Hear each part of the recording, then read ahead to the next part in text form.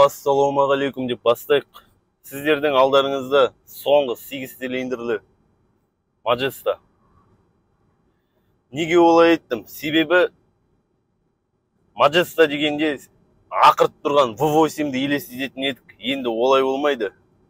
2013 жылдан бастап Majesta автокөлігі тек қана гибридті түрі шығатын болды.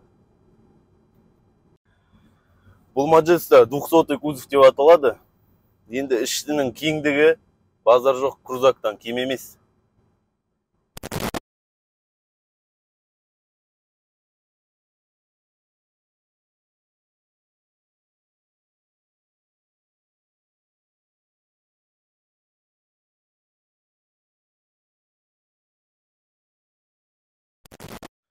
Машинаны айдап келе жатып түсінгенім, жердегі самолет сияқты. Тып-тыныш, шумоизоляциясы жоғарғы деңгейде. Бір кішкентай бір крузактың кішкентай түрін айдап келе жатқан сияқтысың. Ал енді мына спорт кнопкасын басқаннан кейін трекке арналған спорткар сияқты сезініп кетесің. Жүрісі дейтін базар жоқ.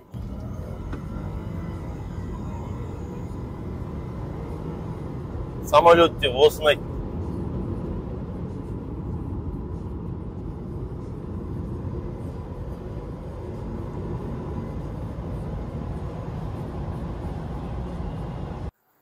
Ал енді бұл машинаның дизайнына келетін болсақ, түрі дейтін енді соска. Бомбический ғой. Фарларына келетін болсақ, линзованная оптика. Дәл осы машинаны айтатын болсақ, енді бұл машинаға 2012 жылдан бері енді линзалар ескірген. Билет салып тастаған бұл машинаға қолдан. Фары дейтін әдемі түседі түнде. Сосын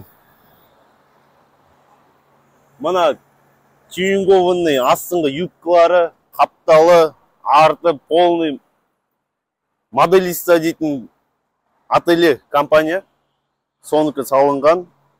Бұл да енді ерекше бір түр беріп тұр бұл машинаға.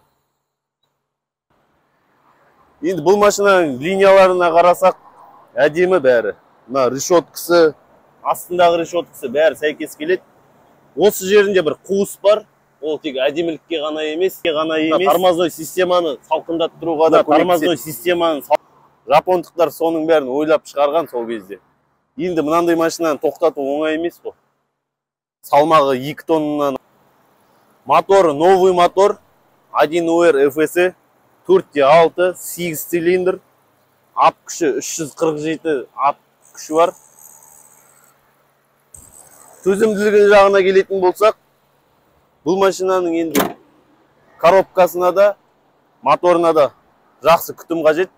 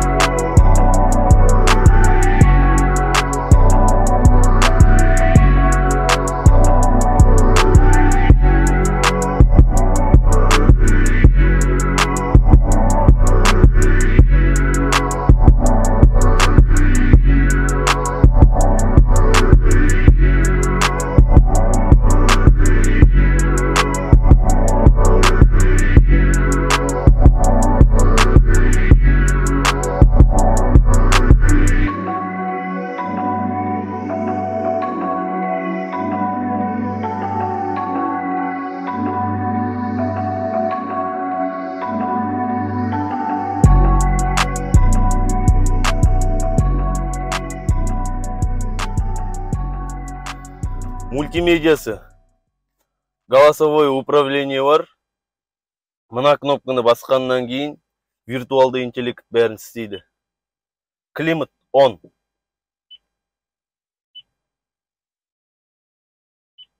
Көріп тұрғандағыңыздай климатты қосты. Және де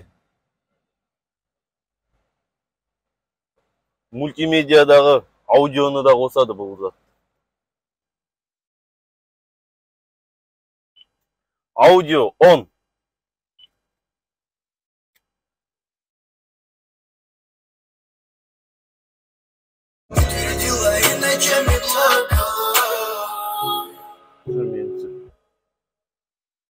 Акустикасына келетін болсақ, бұл машинада 16 колонка бар. Олар алдында 3, артында 3. Сиденькаларының мынандай спинкаларында да орналасқан, 2 құлақтың шетіне. Потолокта тағы да 3. Музыкасын айтатын болсақ, сүңкілдейді. Ал ішінің функцияларына келетін болсақ, обдув, подогрев сидений. Мына жерде пневма жастықтар орналасқан бұл машинада да. Маджестаның көбісінде енді басым бөлігінде пневма подвеска болады. Эко режим, CD changer осы жерде орналасқан. Енді бұл машина жаңа болғандықтан AUX, USB бәрі бар. Климат контроль жаңағындай интеллектуалды. Арғарай айтатын болсақ, климат контроль. Бұл машинада да свинг дейтін система бар. Бардачогы ыңғайлы, екі жаққа да ашылады. Енді арғарай бұл машинада да адаптивный круиз контроль орналасқан.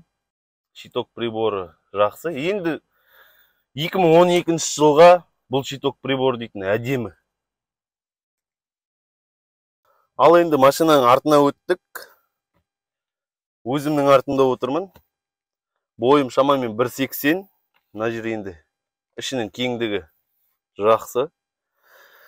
Мына жерде артының функцияларына келетін болсақ, пассажирға бәрі зат ыңғайлы.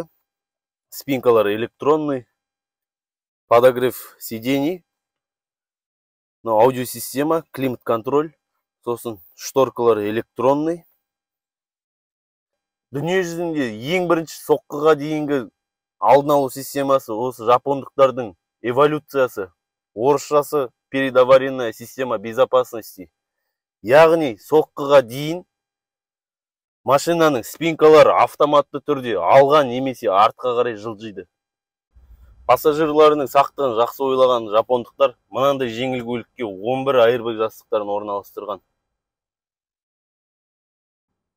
Бұл машинаның тағы атаман деген комплектациясы бар. Ол машинада артта 2 пассажирдің ортасынан шығатын airbag орналастырған.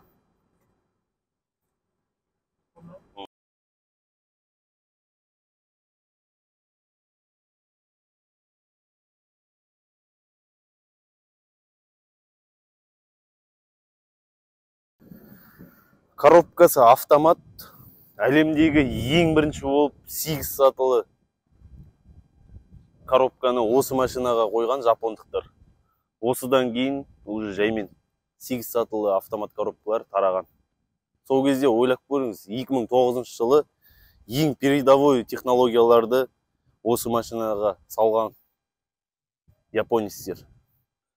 Нарықтан Цельсиор автокөлігі кеткеннен кейін Lexus маркасының атынан шыққандықтан дәл осы Majesta Toyotаның флагманына айналды. Дәл осы 206 кузовтағы Majesta Цельсиордың орнын толықтай басты деуге болады. Жылдам, экономичный, комфортный, технологичный. Енді тұжырым. Осы машина 2009 жылдан бастап шығарылады. Осы 2009 жылы қандай технологиялар бар, соның бәрін осы машинадан көруге болады.